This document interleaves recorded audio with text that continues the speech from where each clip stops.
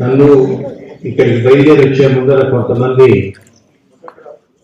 Press people వచ్చి ఈ నెల రోజులు బట్టి నీ అనుభూతులు ఏమిటి, ఇంత అపూర్వమైనటువంటి ఒక అవార్డు మీరు తెలుసుకున్నారు కదా అని అడిగినప్పుడు నేను మీతో ఏం మాట్లాడను, ఒక సభలో కనుక ఇంకేమన్నా కొంతమంది మనుషులు మిగిలి ఉంటే వాళ్ళతో మాట్లాడేందుకు మీరు కూడా ఉంటే ఆ సమయానికి మీరు తెలుసుకోవచ్చు చెప్పారు.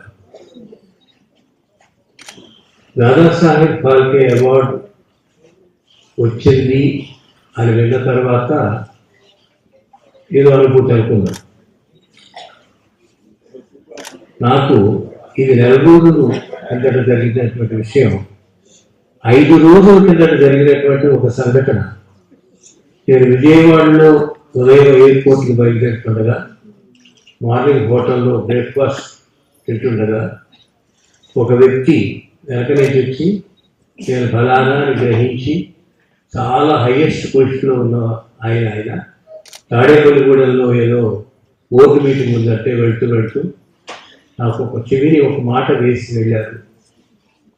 నేను శంకరాభరణం థియేటర్లో బూట్లు విప్పి చూశాను సినిమా అనుకుంటారు.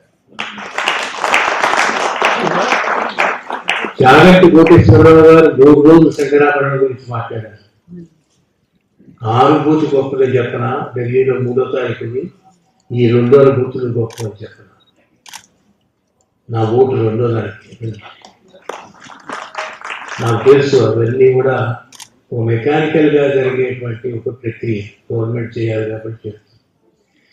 ఇవన్నీ కూడా మనసుతో పుట్టినటువంటి ప్రక్రియలు. ఇవన్నీ ఎవరు ప్రోత్బలం చేయలేదు, వాళ్ళు బతిమాలేదు, వాళ్ళు తుపాకీ బెదిరించి మీరు విశ్రాంతి గారి గురించి మాట్లాడుతుంది లేకపోతే ఏం చేస్తామో తెలియదని బెదిరించి వచ్చిన మాట్లాడతారు.